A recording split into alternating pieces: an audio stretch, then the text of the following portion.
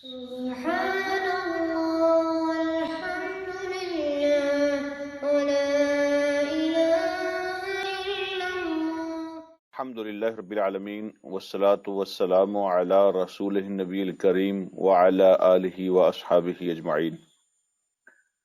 أما بعد فأعوذ بالله من الشيطان الرجيم. بسم الله الرحمن الرحيم. أَوَ مَنْ كَانَ مَيْتًا فَأَحْيَيْنَاهُ وَجَعَلْنَا لَهُ نُورًا يَمْشِي بِهَا فِي النَّاسِ كَمَنْ مَثَلُهُ فِي الظُّلُمَاتِ لَيْسَ بِخَارِجٍ مِنْهَا كَذَلِكَ زُيِّنَ لِلْكَافِرِينَ مَا كَانُوا يَعْمَلُونَ. صدق اللہ مولانا العظیم. اللہم صلی علی سیدنا و مولانا محمد وبارک وسلم علیہ صلاۃ سلاما کثیرا کثیرا. قابل احترام، قابل عزت میرے بھائیوں اور قابل احترام اسلامی مائیں اور بہنیں، السلام علیکم ورحمۃ اللہ وبرکاتہ. آج کا جو ہمارا سبق ہے یہ سورہ انعام آیت نمبر 122 ہے. 8ویں پارے میں سورہ انعام آیت نمبر 122 سے ہم اپنا سبق سٹارٹ کر رہے ہیں. آج کا سبق بھی چونکہ یہ قرآن کی بات ہے بڑی غور سے سننے والی ہے اور بڑا دلچسپ رکوع ہے. آج کا بھی ہم کوشش کریں گے کہ رکوع کو پورا کر لیں. اس کے لیے مجھے شاید تھوڑا تیز جانا پڑے، تو آپ سے میری درخواست ہے کہ آپ جو ہے وہ میرے ساتھ پوری توجہ کے ساتھ شامل رہیں تاکہ ہم رکوع کو پورا کرنے میں اپنے وقت کے اندر کامیاب ہو سکیں. اللہ رب العالمین ارشاد فرماتے ہیں اَوَ مَنْ كَانَ مَيْتًا فَأَحْيَيْنَاهُ. پہلے اس آیت کا ترجمہ سن لیں، اس پہ پھر بات کرتے ہیں.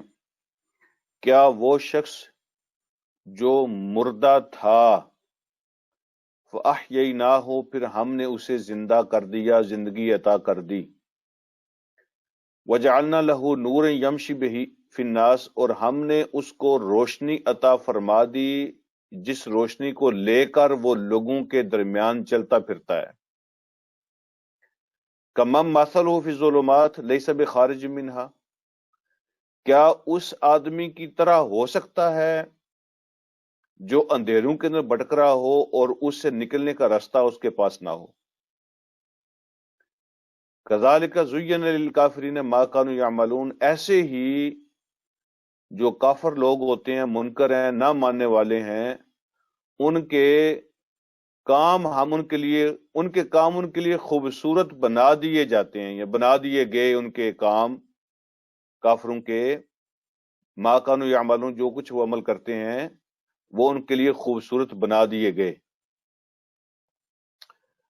یہ جو آیت ہے اس میں اللہ رب العالمین نے بڑی حکمتیں پیش فرمائی ہیں اور بڑے موتی دیے ہمیں سمجھنے کے لیے.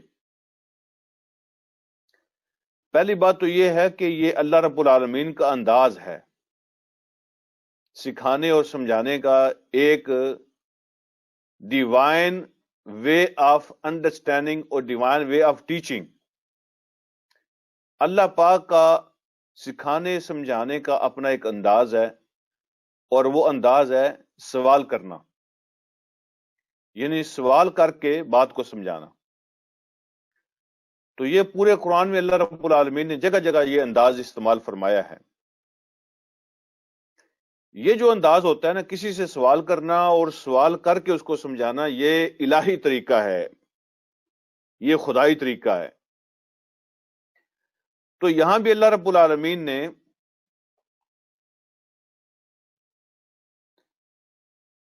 پہلے سوال کیا کہ دو لوگوں کا کردار تمہارے سامنے پیش کرتے ہیں، اب تم خود فیصلہ کرو کہ کیا یہ دونوں برابر ہو سکتے ہیں، ان دونوں کی زندگی ایک جیسی ہو سکتی ہے، ان دونوں کی آخرت ایک جیسی ہو سکتی ہے، ان دونوں کا رزلٹ ایک جیسا ہو سکتا ہے.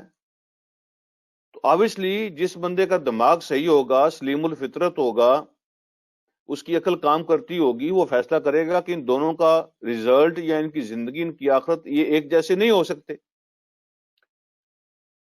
تو اللہ پاک ارشاد فرماتے ہیں، کیا وہ آدمی جو مردہ تھا، مردہ کا مطلب ایک ہے غیر موجود،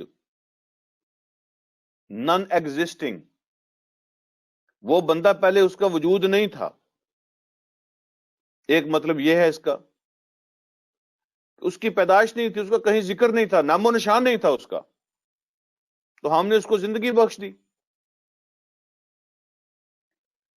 ایک تو اس کا یہ معنی ہے، وہ جو پہلے مردہ تھا ہم نے اس کو زندہ کر دیا، موجود نہیں تھا، کہیں اس کا نام و نشان نہیں تھا، کسی کو پتہ نہیں تھا، کسی لسٹ میں اس کا نام نہیں آیا تھا کہ لسٹ میں لکھا ہوا تھا وہ کیو میں لگا ہوا ہو اور پھر کہیں سے آ جائے، ایسا نہیں تھا، کسی کو پتہ نہیں تھا، تو ہم نے اس کو زندہ کر دیا۔ دوسرا معنی اس کا مردہ کا، کہ وہ آدمی جو پہلے بے ایمان تھا، اس کے پاس ایمان نہیں تھا۔ جس کے پاس ایمان نہیں ہوتا اس کو بھی قرآن میں اللہ رب العالمین نے مردہ فرمایا ہے۔ تو اس کا دوسرا معنی یہ ہوگا کہ وہ آدمی جو پہلے بے ایمان تھا اور اس کی زندگی ایسے تھی جیسے مردے کی ہوتی ہے، پھر ہم نے اس کو زندہ کر دیا، یعنی ایمان عطا فرما دیا۔ تو ایمان زندگی ہے اور بے ایمانی یہ موت ہے۔ وہ بندہ مردہ ہوتا ہے جس کے پاس ایمان نہیں ہوتا، اور وہ زندہ ہوتا ہے جس کے پاس ایمان ہوتا ہے۔ اس کا ایک تیسرا معنی بھی بیان کیا گیا ہے، وہ یہ ہے کہ وہ جو مردہ تھا، اس کا معنی یہ ہے کہ وہ بے علم تھا۔ وہ آدمی جو بے علم تھا وہ مردہ تھا، یہی نہ ہو، پھر ہم نے اس کو علم کی روشنی عطا فرما کے زندوں میں شامل کر دیا۔ تو تین مطلب ہم نے یہاں بیان کیے پہلے جملے کے، اوا من کانا میتن فاحییناہ، کیا وہ آدمی جو پہلے مردہ تھا ہم نے اس کو زندہ کر دیا۔ تو مردہ کا مطلب یہ، ایک تو یہ ہے کہ وہ اس کی زندگی نہیں تھی، وہ موجود نہیں تھا، تو ہم نے اس کو وجود بخشا۔ دوسرا یہ کہ وہ اس کے پاس ایمان نہیں تھا، ہم نے اس کو ایمان عطا کر کے زندگی بخش دی۔ اور تیسرا یہ کہ اس کے پاس علم نہیں تھا، نالج نہیں تھا، اور وہ جو بے علم ہوتا ہے وہ اندھیروں میں ہوتا ہے، وہ مردہ ہوتا ہے، تو ہم نے اس کو روشنی عطا کر دی، زندگی بخش دی، علم کی روشنی دے دی۔ تو تینوں مطلب ہو گئے۔ تو پتہ یہ چلا کہ جو زندگی کی قیمت بنتی ہے نا، وہ بنتی ہے ایمان سے اور علم سے۔ وہ آدمی زندہ ہوتا ہے جس کے پاس ایمان اور علم ہوتا ہے، اس کی زندگی قیمتی ہوتی ہے جس کے پاس ایمان اور علم ہوتا ہے۔ مردہ کی کوئی قیمت نہیں ہوتی، مردے کی کوئی قیمت نہیں ہوتی۔ میں عام طور پہ مثال عرض کرتا ہوتا ہوں، شاید آپ سے بھی پہلے کی ہو، کہ اگر کوئی ایکسپیکٹڈ ہو، کوئی فیملی، ان کے گھر بچہ آنے والا ہو، تو لوگ کتنے خوش ہوتے ہیں، انتظار میں ہوتے ہیں، اپنے حساب سے لوگوں نے کپڑے بنائے ہوتے ہیں، کھلونے لیے ہوتے ہیں، تیاریاں کی ہوتی ہیں، مٹھائیوں کے آرڈر دیے ہوتے ہیں، تیار ہوتے ہیں استقبال کے لیے۔ لیکن خدا نخواستہ اگر وہ آنے والا بچہ مردہ پیدا ہو جائے تو کبھی کسی نے خوشی منائی ہے؟ کیا کمی تھی اس کے اندر جو آنے والا آیا؟ ناک ہے اس کا، کان ہے اس کے، آنکھیں ہیں اس کی، چہرہ ہے، ہاتھ پاؤں ہیں، باڈی ساری ٹھیک ہے، پورا سٹرکچر اس کا ہے، تو کبھی کسی نے، ماں نے اس کو چھاتی سے لگایا ہو دودھ پلانے کے لیے، کبھی کسی نے اس کو لوری دی ہو، کبھی گود میں اٹھایا ہو، جھولے جھلائے ہوں، مٹھائیاں تقسیم کی ہوں، ڈھول بجائے ہوں، خوشیاں منائی ہوں، کبھی ہوتا ہے ایسا؟ آپ ان سے پوچھیں نا کہ کیوں نہیں ایسا کرتے، تو وہ کہتے ہیں کہ اصل میں جس کا ہمیں انتظار تھا وہ نہیں آیا۔ وہ کیا چیز تھی جس کا ان کو انتظار تھا؟ اس بکس کے اندر جو باڈی ہے، اس بکس کے اندر ایک روح اور ایک زندگی ہوتی ہے، وہ سانسیں چل رہی ہوتی ہیں نا، وہ نہیں چیز اس کے اندر، اس کے اندر وہ زندگی نہیں ہے، اس لیے یہ سارے کام ہم نہیں کر رہے۔ اس کا مطلب ہے اصل قیمت کس کی ہے؟ اصل قیمت زندگی کی ہے، اصل قیمت سانسوں کی ہے، اصل قیمت روح کی ہے، ناک کی، آنکھوں کی، چہرے کی، ہاتھوں کی، پاؤں کی، باڈی کی کوئی قیمت نہیں ہے اگر اس کے اندر سے زندگی اور روح نکل جائے۔ اصل قیمت ہوتی ہے، ویلیو کس کی ہوتی ہے؟ زندگی کی۔ تو قرآن کہتا ہے کہ علم بھی زندگی ہے اور ایمان بھی زندگی ہے۔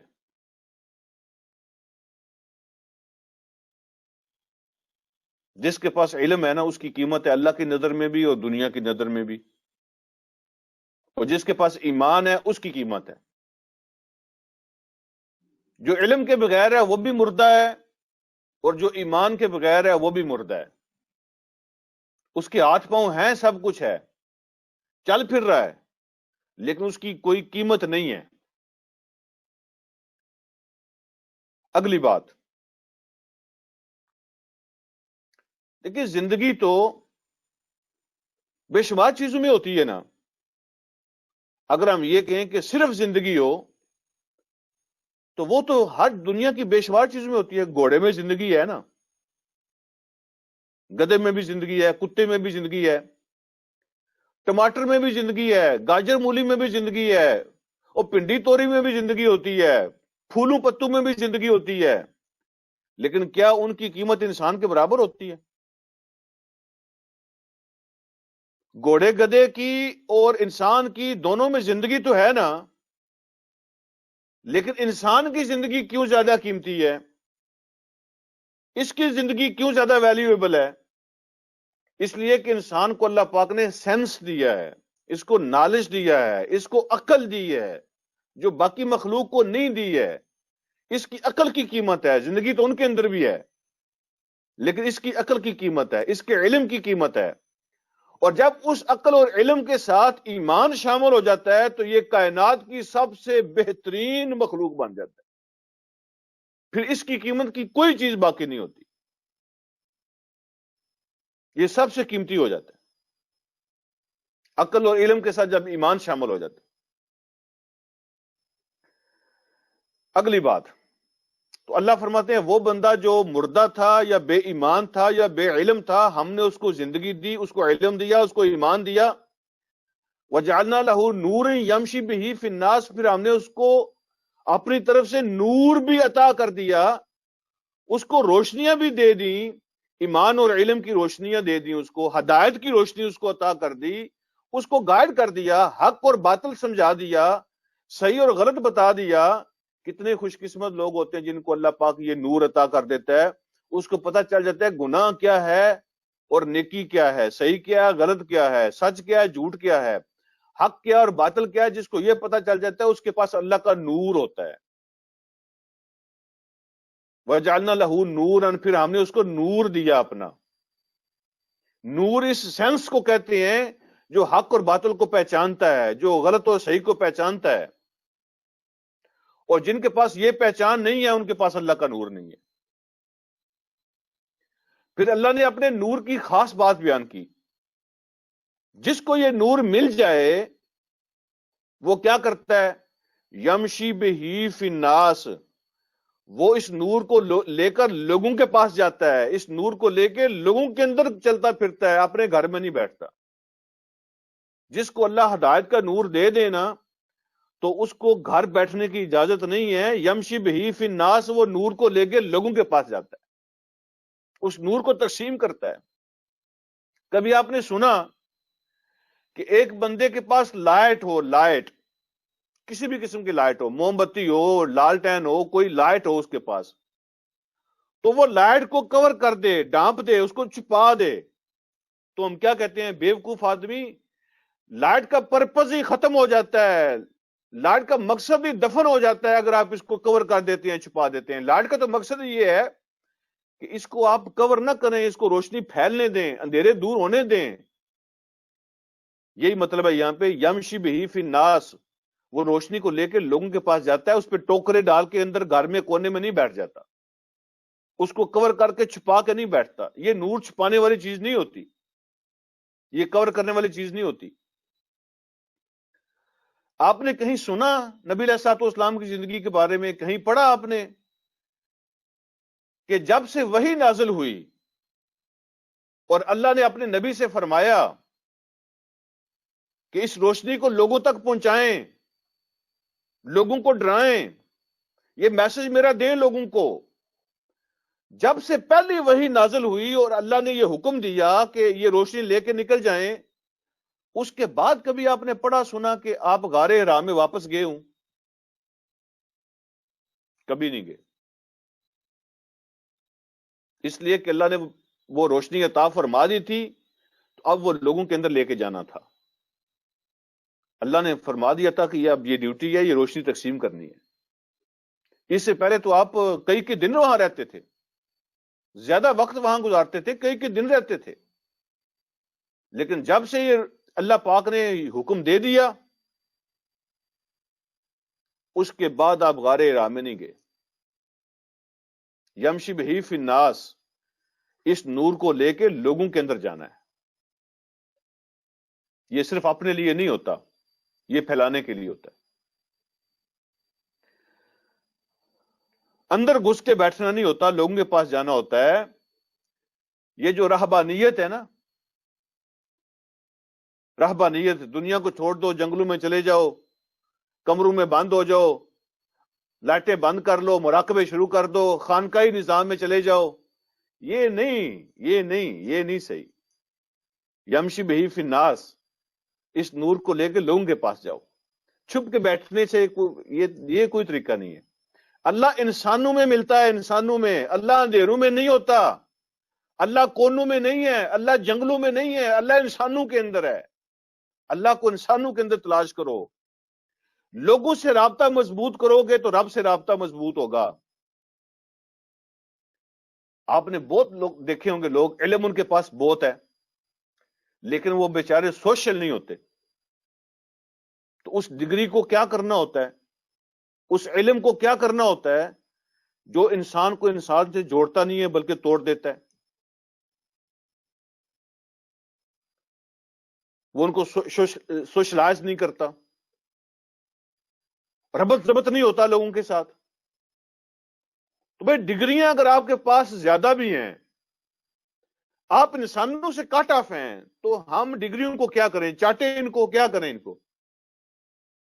ڈگریاں کچھ نہیں ہیں اگر آپ کا علم آپ کو انسانوں سے نہیں جوڑتا. اگر آپ کا علم آپ کو کہتا ہے کونے میں بیٹھ جاؤ، اندھیرے میں بیٹھ جاؤ اور اوپر کپڑا ڈالو، اللہ کو تلاش کرو، تو وہ علم نہیں ہے، وہ جہالت ہے، وہ کوئی علم نہیں ہے. میں تو ایک قدم آگے بڑھ کے آپ سے یہ کہتا ہوں کہ قرآن کو غور سے پڑھیں تو وہ کہتا ہے فی الناس، یمشی بہی فی الناس. قرآن تو یہ بھی نہیں کہتا کہ مسلمانوں کے پاس رہیں، وہ تو کہتا ہے لوگوں کے پاس جاؤ، انسانوں کے پاس جاؤ. یہاں تو اسلام کی بھی قید نہیں ہے، مسلمانوں کی بھی قید نہیں ہے. قرآن تو یہ کہتا ہے یمشی بہی فی الناس، انسانوں کے پاس جاؤ، انسانوں کے پاس یہ روشنی ہر انسان تک پہنچاؤ. اچھا، یہ پہلا حصہ تھا، زیادہ ڈیٹیل میں نہیں جاتے، وقت زیادہ لگ جاتا ہے. اس پہ میں زیادہ زور دینا چاہتا تھا، یہ آپ یوں سمجھے کہ نیوکلس ہے پورے قرآن کا، اس طرح کی جو آیات ہوتی ہیں. تو اللہ فرماتے ہیں اس طرح کا بندہ جس کو ہم نے نور دیا، جس کو ہم نے علم دیا، جس کو ہم نے ایمان دیا، اور جس کو ہم نے زندگی عطا کی، اور وہ لوگوں میں چلتا پھرتا ہے لے کے اس نور کو، کمام مثلو فی الظلمات لیس بخارج منہا، کیا اس کی طرح ہو سکتا ہے جو اندھیروں میں بھٹک رہا ہو اور ان سے نکلنے کا کوئی رستہ اس کے پاس نہیں ہوتا؟ کیا یہ دونوں برابر ہو سکتے ہیں؟ فیصلہ خود کر لو. اللہ نے سوال کیا ہے، اس کا جواب تلاش کرو. کیا یہ دونوں ایک جیسے ہو سکتے ہیں؟ ان کی زندگی ایک جیسی ہو سکتی ہے؟ ان کے اعمال ایک جیسے ہو سکتے ہیں؟ جب ان کی زندگی ایک جیسی نہیں ہو سکتی، ان کے اعمال ایک جیسے نہیں ہو سکتے، ان کی دنیا ایک جیسے نہیں ہو سکتی، تو ان کی آخرت ایک جیسی کیسے ہو سکتی ہے؟ کذالک زین للکافرین ما کانوا یعملون، اللہ فرماتے ہیں کافروں کو ان کے اعمال مزین کر دیے گئے، ان کو ان کے عمل اچھے لگتے ہیں، ان کو اندھیرا اچھا لگتا ہے، ان کو گناہ اچھے لگتے ہیں، ان کو گناہوں میں مزہ آتا ہے۔ یہ کافروں کی نشانی ہے، ایک فساد کے بعد دوسرے فساد کی تلاش، ایک گناہ کے بعد دوسرے گناہ کی تلاش، ایک گناہ میں لذت ان کو آتی ہے، ان کے غلط کام ان کو اچھے لگتے ہیں۔ یہی آزمائش ہے ان کی اللہ کی طرف سے، ان کے کفر کی وجہ سے اللہ ان کو کفر میں چھوڑ دیتا ہے، اور پھر گناہوں کے اندر ان کو لذت آنے لگتی ہے اور گناہ خوبصورت لگنے لگتے ہیں۔ کچھ مفسرین نے، میں اسپیشلی امام بغوی رحمہ اللہ کا حوالہ بھی دوں گا، تو انہوں نے لکھا ہے کہ یہ جو آیت ہے نا، یہ حضرت حمزہ رضی اللہ تعالیٰ عنہ اور ابو جہل کے بارے میں ہے۔ وہ جو جب نبی علیہ الصلوۃ والسلام سے ابو جہل نے بدتمیزی کرنے کی کوشش کی، آپ کے گریبان کو کھینچا، تو کسی نے حضرت حمزہ کو بتایا، تو وہ آئے تو غصے ہوئے، اس کے کمان اس کے سر پہ ماری، بدلہ لیا۔ تو جب ابو جہل نے کہا نا کہ آپ کیوں اس کا ساتھ دیتے ہیں، اس نے تو ہمارے خدا کو، وہ ہمارے خداؤں کو نہیں مانتا، ہمارے دین کو نہیں مانتا، ہمارے کلچر کو نہیں مانتا، باپ دادا کے دین کو اس نے چھوڑ دیا ہے، اب کیوں؟ تو حضرت حمزہ نے کہا کہ اس کے اخلاق دیکھو، ان کے کردار دیکھو، ان کی دعوت دیکھو، اس کی بات دیکھو، تمہاری اور ان کی بات میں کیا فرق ہے؟ میں مانتا ہوں ان کو، میں کلمہ پڑھتا ہوں، مجھے روک لو، اگر روک سکتے ہو تو کلمہ پڑھا۔ اللہ نے ان کے بارے میں یہ آیت نازل فرمائی کہ پہلے وہ بھی مردہ تھا ابو جہل کی طرح، لیکن ہم نے اس کو زندگی دے دی، ایمان دے دیا، علم دے دیا، روشنی دے دی۔ کیا یہ دونوں برابر ہو سکتے ہیں؟ کبھی برابر نہیں ہو سکتے۔ اور ایک خیال مفسرین کا یہ ہے کہ یہ عمر رضی اللہ تعالیٰ عنہ اور ابو جہل کے بارے میں ہے۔ نبی علیہ الصلوۃ والسلام نے دعا مانگی تھی نا، تو اللہ ان میں سے جو آپ کو پسند ہے، جو بہتر ہے، وہ اس کو اسلام کی جولی میں ڈال دے۔ حضرت عمر رضی اللہ تعالیٰ عنہ کو اللہ پاک نے توفیق دی، تو ان کے بارے میں ہے، جن کو اللہ نے علم دیا، ایمان عطا کیا، زندگی عطا کی۔ کیا یہ دونوں برابر ہو سکتے ہیں؟ اگلی بات، اللہ فرماتے ہیں وَكَذَلِكَ جَعَلْنَا فِي كُلِّ قَرْيَةٍ أَكَابِرَ مُجْرِمِيهَا، اور ایسے ہی آزمائش میں ہم ڈال دیتے ہیں بستیوں کو اور شہروں کو۔ کس طرح؟ اور اسی طرح بنا دیا ہم نے ہر بستی کے بڑے بڑے مجرموں کو ہم نے ہر بستی میں اس کام پہ لگا دیا، لِيَمْكُرُوا فِيهَا، کہ اس میں چال بازیاں کریں۔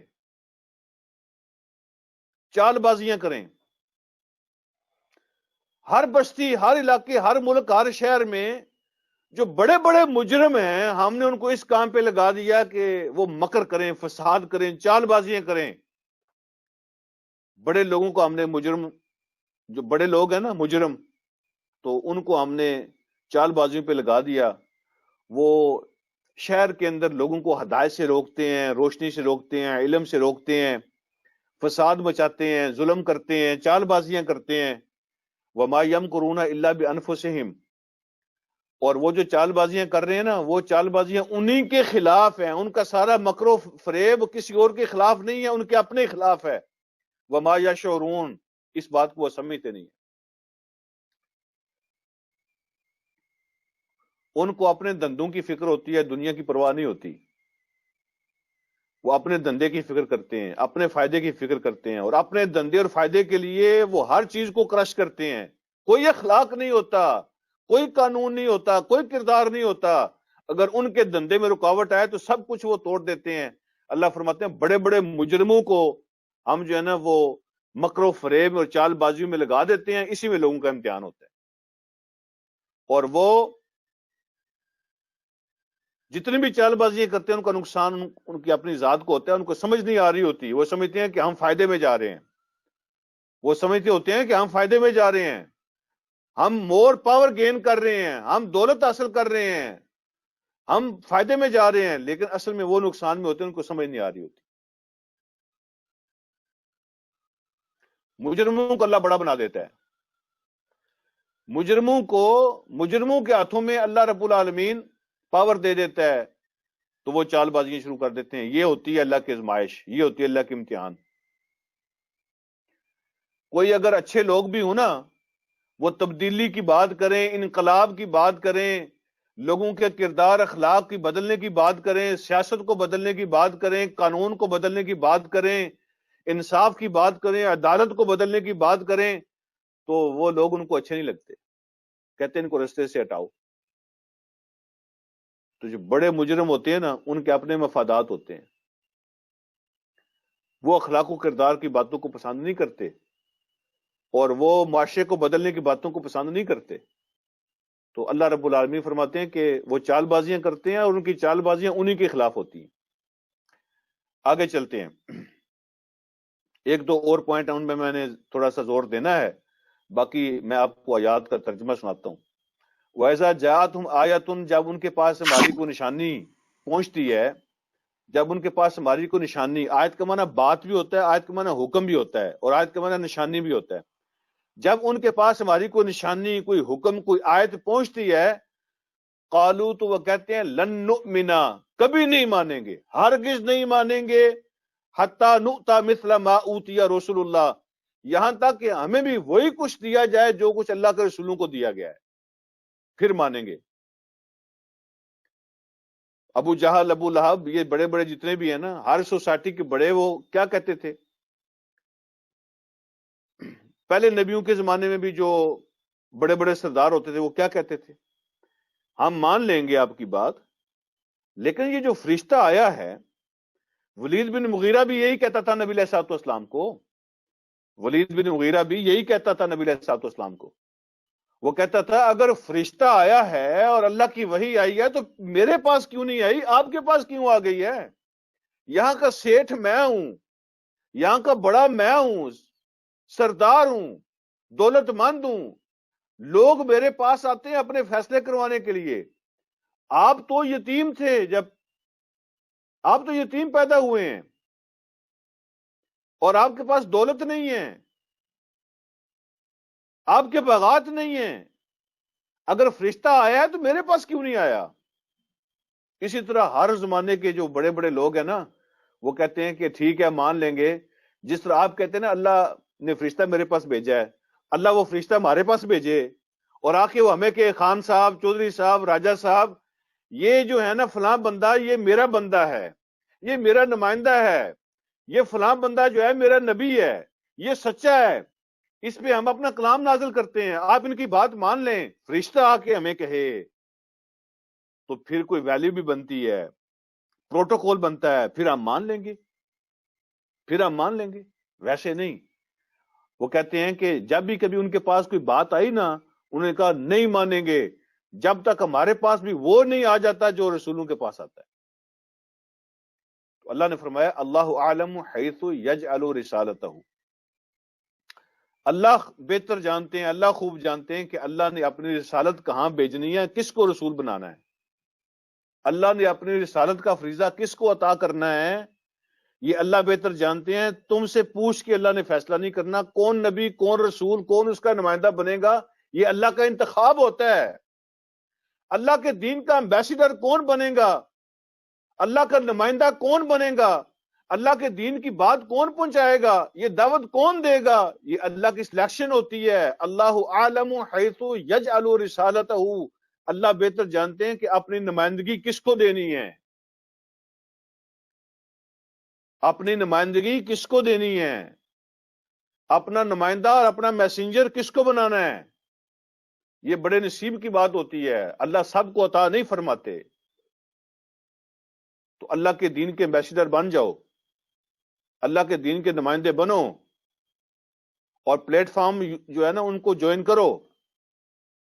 یہ اللہ کا انتخاب ہوتا ہے، اللہ سب کو نہیں دیتے.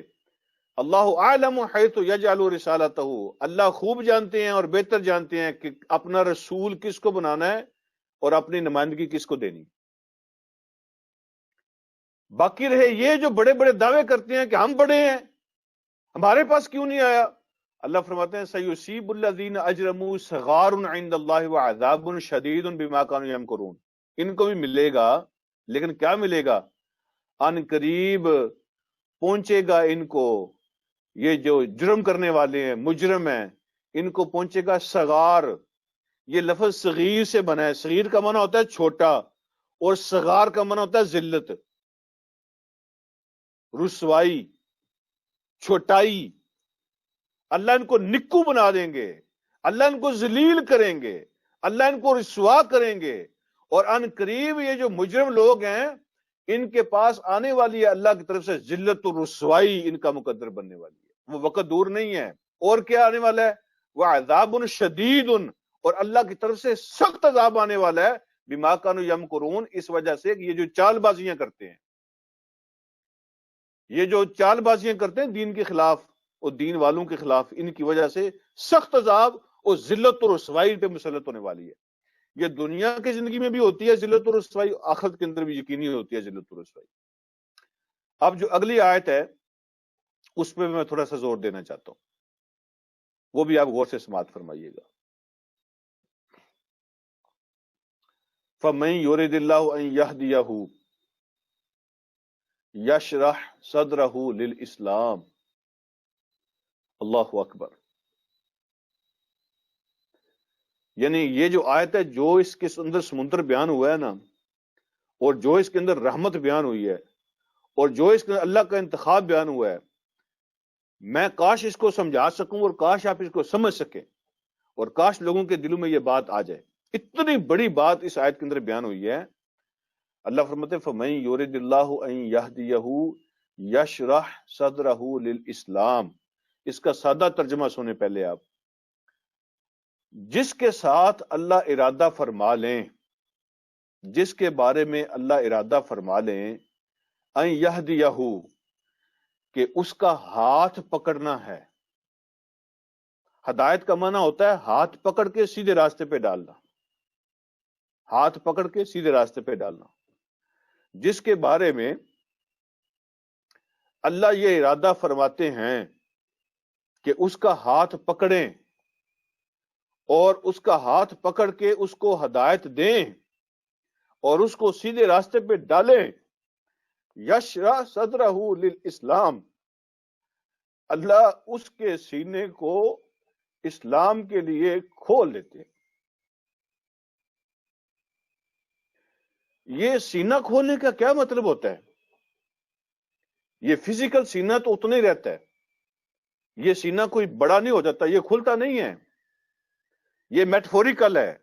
سینہ کھولنے کا کیا مطلب ہوتا ہے؟ کہ اللہ رب العالمین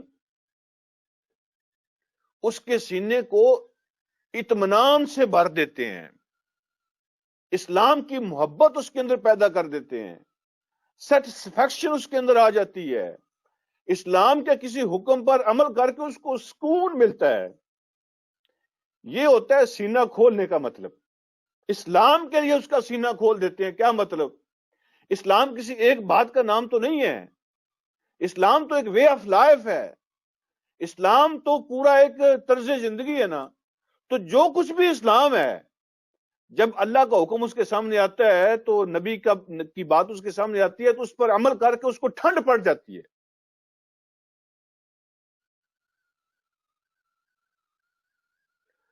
اللہ اس کا سینہ کھول دیتے ہیں، وہ دین کو ویلکم کرتا ہے، اللہ کے حکم پر عمل کر کے اس کو سکون ملتا ہے، اس کو اطمینان حاصل ہوتا ہے۔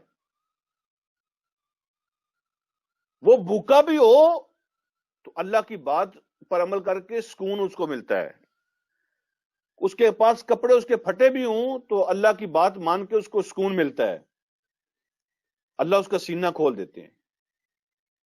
جب یہ آیت نازل ہوئی نا تو صحابہ کرام نے پوچھا، اللہ ان کو جزائے خیر عطا فرمائے ہم سب کی طرف سے، تو وہ جو سوال کرتے تھے وہ ہمارے لیے انہوں نے بڑے علم کے رستے کھولے ہیں۔ تو سوال کیا، اللہ کے رسول ہمیں کیسے پتا چلے گا کہ فلاں آدمی کا سینہ کھل گیا ہے؟ یہ جو اللہ نے فرمایا نا کہ اللہ اس کا سینہ کھول دیتے ہیں اسلام کے لیے، تو کیسے پتا چلے گا کہ اس کا سینہ کھل گیا اسلام کے لیے؟ اس کی کوئی نشانی ہے؟ تو حضور علیہ الصلوۃ والسلام نے فرمایا ہاں اس کی نشانی ہے، اس کے کچھ سائن ہوتے ہیں جس سے پتا چل جاتا ہے کہ اس کا سینہ کھل گیا ہے، اللہ نے اس کا ہاتھ پکڑ لیا ہے، اس کا ہاتھ اللہ کے ہاتھ میں ہے اور اس کا سینہ کھل گیا ہے، اس کی نشانی ہے۔ آپ نے ارشاد فرمایا ان الانابۃ الی دار الخلود، پہلی نشانی یہ ہے کہ دنیا کی فکر کم ہو جاتی ہے، وہ جو ہمیشہ کا گھر ہے نا اس کی فکر اور اس کی رغبت، اس کی طرف اس کا رجوع اور توجہ زیادہ ہو جاتی ہے۔ الانابۃ الی دار الخلود، وہ جو ہمیشہ کا گھر ہے نا اس کے ساتھ وہ سنسیئر ہو جاتا ہے۔ انابہ کا معنی ہوتا ہے اخلاص، سنسیئرٹی، اپنی آخرت کے ساتھ مذاق نہیں کرتا، اصلی زندگی کے ساتھ مذاق نہیں کرتا، وہ اپنی اصلی زندگی کے ساتھ مخلص ہو جاتا ہے۔ دوسری فرمایا التجافی عن دار الغرور، یہ جو دھوکے کا گھر ہے نا دنیا جو دھوکے کا گھر ہے تو اس سے وہ کنارہ کش ہو جاتا ہے۔ مطلب یہ ہے کہ اپنے آپ کو دنیا کے حوالے نہیں کر دیتا، اپنے آپ کو دنیا کے حوالے نہیں کرتا، یہ دھوکے کا گھر جو ہے نا اسے دھوکہ نہیں کھاتا، اس کے حوالے نہیں اپنے آپ کو کر دیتا۔ اور تیسری بات فرمائی الاستعداد بعد الموت، اور جو موت کے بعد کی زندگی ہوتی ہے اس کی تیاری اس کی زندگی سے نظر آتی ہے کہ یہ بندہ موت کی تیاری کر رہا ہے، موت کے بعد کی زندگی کی تیاری کر رہا ہے۔ آپ خود ذرا ایمان سے بتائیے کہ وہ لوگ جن کا موت پہ یقین ہوتا ہے، ان کو پتا ہوتا ہے کہ مرنے کے بعد زندگی ہے اور یقینی ہے، کیا ان کی زندگی ایسی ہوتی ہے جیسی ہماری ہے؟ ان کے کام ایسے ہوتے ہیں، ان کی باتیں، ان کا کردار، ان کا اخلاق ایسے ہوتا ہے؟ الاستعداد بعد الموت، موت کے بعد کی تیاری نظر آتی ہے۔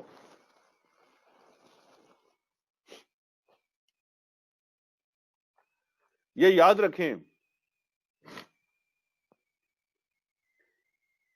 اگر کسی کے ذہن میں یہ بات ہو نا کہ اچھا عمل جو ہوتا ہے نا، اچھا عمل وہ زیادہ اور بہتر علم کی وجہ سے ہوتا ہے، علم کی وجہ سے نہیں عمل ہوتا، عمل ہوتا ہے سینہ کھل جانے کی وجہ سے۔ جس کا سینہ اللہ اسلام کے لیے کھول دیتے ہیں نا اس کا علم بھی اس کو فائدہ دیتا ہے۔ اچھا عمل شرح صدر کی وجہ سے ہوتا ہے، علم کی وجہ سے نہیں ہوتا۔ ورنہ آپ نے دیکھے ہوں گے بڑے بڑے ڈگریوں والے جو ہیں، بڑے بڑے علماء، بڑے بڑے فلاں اور فلاں، پورا پورا سپارہ ان کے نام کا ہوتا ہے، آپ نے دیکھا ہوگا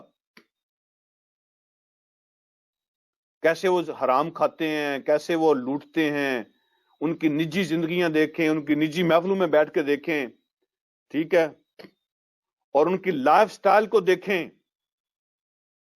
وہ جو ممبر پہ بیٹھ کے سادگی کی بات کر رہے ہوتے ہیں، سنت کی بات کر رہے ہوتے ہیں، آپ ان کی زندگی کو دیکھیں، کہاں سادگی نظر آتی ہے آپ کو؟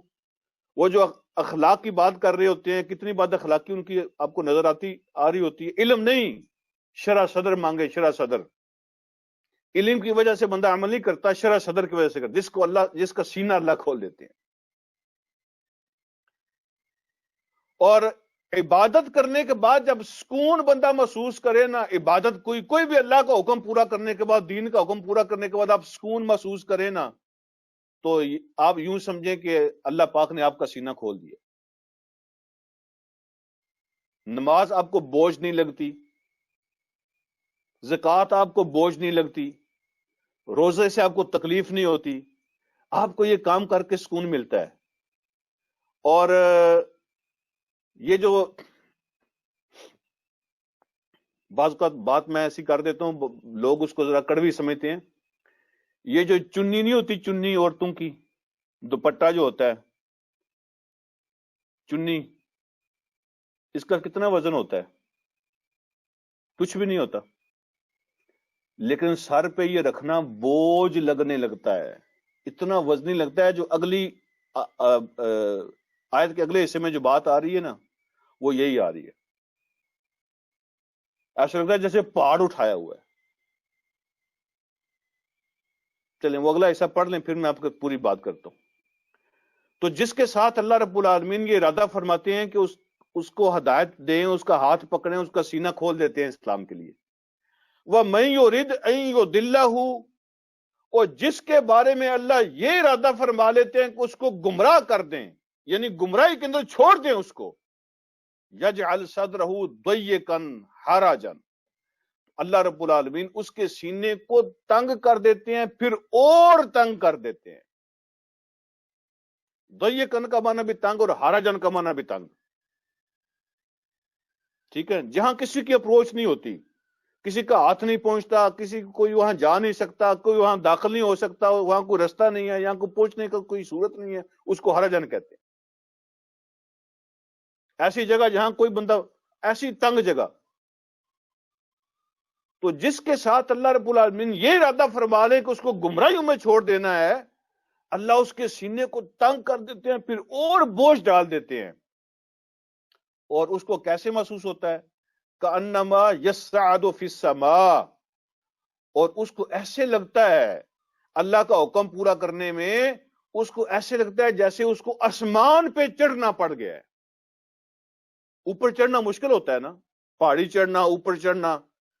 تو پہاڑ چھوڑیں، یہ سیڑھیاں چڑھ کے اوپر کی 2 منزلیں بھی چھوڑ دیں، اس کو اتنا مشکل لگتا ہے گویا اس کو آسمانوں پہ چڑھنا پڑ گیا ہے.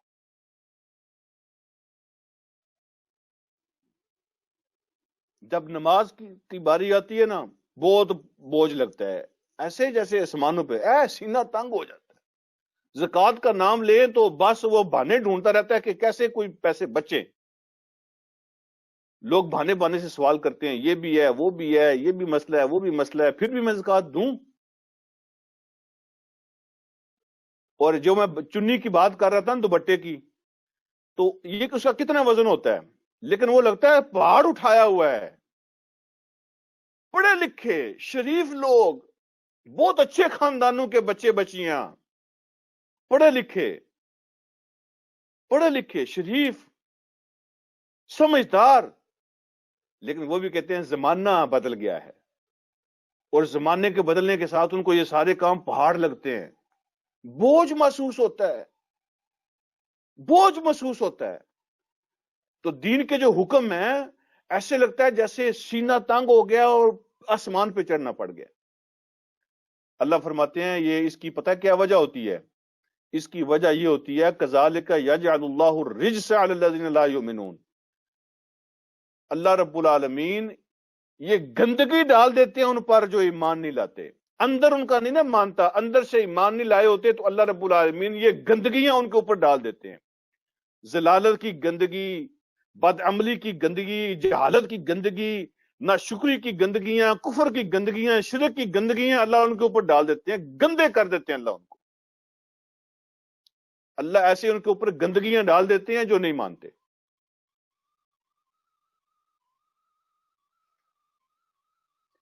یہ جو شرح صدر ہے نا، یہ اللہ کی بڑی نعمت ہے. اور جو دل کو تنگ ہونا جو ہے نا، یہ اللہ رب العالمین کا بڑا عذاب ہے. اور اس کا پتہ چلے گا جب یہ دنیا کا سفر ختم ہوگا. دین جب بوجھ لگنے لگ جائے نا تو توبہ کر لیں. یہ نشانی ہوتی ہے کہ وہ دل کے اندر وہ اخلاص نہیں ہے، ایمان کے اندر وہ جان نہیں رہی. ٹھیک ہے، جب اللہ کا حکم پورا کرنے میں تکلیف ہونے لگتی ہے، بوجھ لگتا ہے، پہاڑ لگتا ہے، ٹھیک ہے، تو پھر وہ سمجھے ایمان مر رہا ہے، اس کی فکر کرنی چاہیے. شرح صدر جو ہے نا، یہ اللہ دل خوش ہو گیا، سکون آ گیا، یہ اللہ رب العالمین کا کرم ہے. دیکھیں یہ اتنی بڑی نعمت ہے شرح صدر. اللہ پاک نے اپنے نبی کو احسان جتلایا، اتنی بڑی نعمت ہے. اللہ رب العالمین نے حضور علیہ الصلوۃ والسلام کو اسپیشل احسان کے طور پہ اس کا ذکر کیا. الم نشرح لک صدرک، ہم نے آپ کا سینہ نہیں کھولا؟ کیا ہم نے آپ کو شرح صدر نہیں عطا کیا؟ اتنا بڑا انعام ہے. اور خود اللہ پاک نے موسیٰ علیہ الصلوۃ والسلام سے فرمایا کہ مجھ سے دعا مانگو، اور اللہ مجھ سے دعا مانگو، اور سب سے پہلا لفظ یہ بولو رب اشرح لی صدری، اللہ میرا سینہ کھول دے،